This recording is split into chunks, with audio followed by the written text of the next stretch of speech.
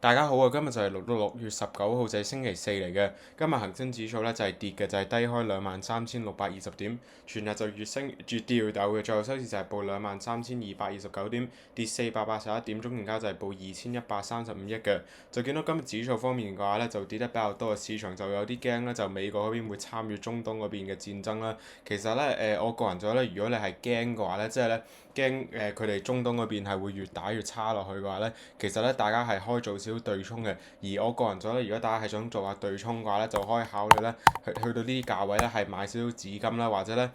其實紙巾方面嘅話，你嗰啲幾日咧就係回得比較多嘅。所以如果大家之前係高位係同我一齊食咗糊嘅話咧，其實去到呢啲價位咧係可以考慮咧係再加翻少少倉位嘅。而或者咧，如果大家唔太中意金嘅話咧，其實咧係可以留意住就係西方石油啦。始終咧其實我之前都講過，如果嚟緊油價係繼續飆上去嘅話咧，其實西方石油咧會有一個槓桿嘅效應啊。而其實西方石油方面嘅話咧，如果油價係繼續飆上去嘅話咧，其實呢隻咧係有機會係會上翻去60蚊至70蚊嗰啲高位啊。所以就係咯，如果大家係想做下少少對沖嘅話咧，就可以考慮咧係加少299啦，或者咧係可以考慮咧做少西方石油嘅。就講緊指數方面嘅話，短期咧係繼續跌落去啦。其實我之前都講過啦，其實指數方面嘅話咧嚟緊都會行翻上落 range，而其實落到去22,000點，到時咧應該都會比較大嘅支持啊。不過咧，我之前都講過咧，其實24,000點呢啲位置咧係比較高啊，所以咧就係咯，短期方面嘅話咧，有機會咧即係 ATM 咧有機會係會腳回落去嘅。而我之前都講過咧，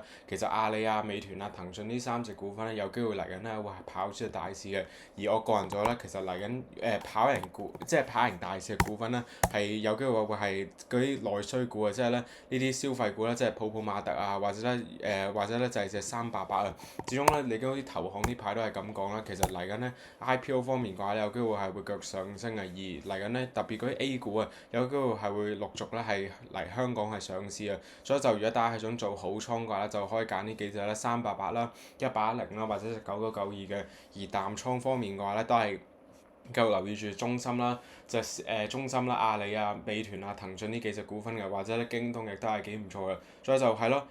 大家咧就可以做下 pair trade 啦，而就可以做一啲淡倉啦，而第二邊咧就可以做一啲好倉嚟做對沖嘅。係咯，就暫時我都係咁樣咧。而如果大家係倉位方面係比較重股票嘅話咧，就可以攞啲即係攞紙巾啊，或者攞西方石油嚟做對沖嘅。係咯，我暫時咧操作方面都係咁樣啦。而我美股呢排咧，如果大家係 Patreon 會員就知啦，我呢排咧就係買翻隻乜 Nike 嘅。始終咧其實 Nike 方面嘅話咧，落到嚟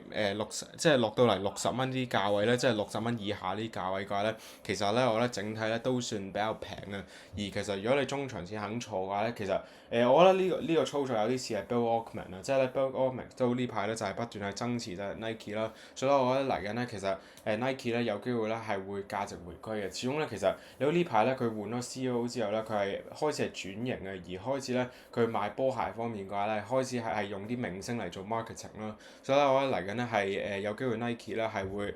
即係價值回歸啊。而其實而家如果你計翻佢標準差方面嘅話咧，其實佢係兩個標準差以外啊，即係佢如果你計佢 price to sales，所以咧我覺得佢安全邊際咧都算比較大。所以就係咯，我呢排咧都係繼續留意住就係Nike 啦，同埋咧係咯，就呢排咧美股方面嘅話咧，主要咧都係留意住就係西方石油嘅。好啦，就港股方面嘅話咧，暫時咧港股嘅恒指方面嘅話，我係冇乜睇法嘅。不過咧就係咯，個股方面嘅話咧，主要咧做好倉方面嘅話咧，就可以留意住388啦、9992啦，即係小米啦，或者咧就可以留意住咧就係紫金嘅。就港股方面淡倉方面嘅話咧，都係咁講啦，就可以留意住就係美團啦、騰訊啦、阿里啦，同埋咧就可以繼續留意住中芯啦。你好呢幾日咧，中芯方面嘅話咧係腳穿底啊，而我之前都講過咧，其實呢隻咧應該都會陰下跌翻落去30蚊嗰啲低位啊。你見到我之前講嗰個位置就係45蚊啦，而家咧就陰下跌到落38個8啦，所以就喺咯短期方面嘅話咧，你嗰呢隻咧都係腳穿底嘅，所以就係咯短期方面嘅話，中芯啦我都係繼續睇得偏淡嘅。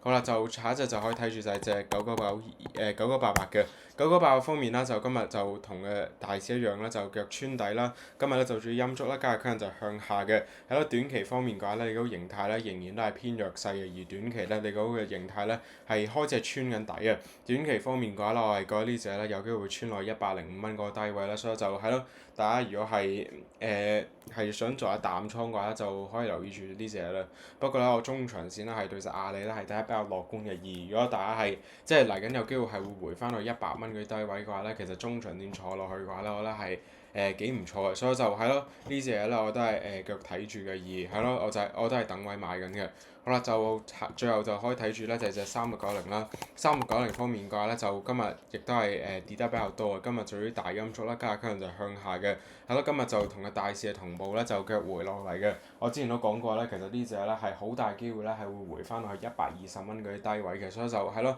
大家就可以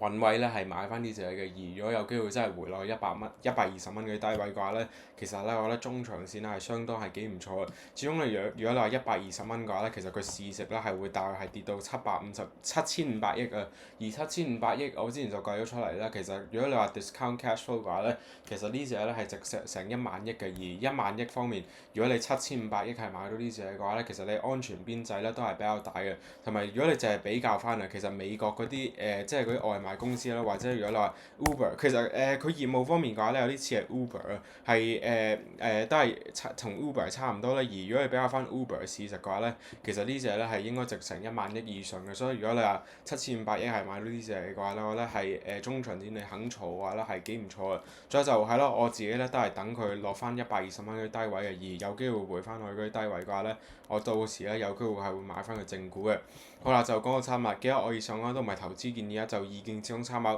記得大家睇完消化先去做任何嘅部署。好啦，就講到參考，拜拜。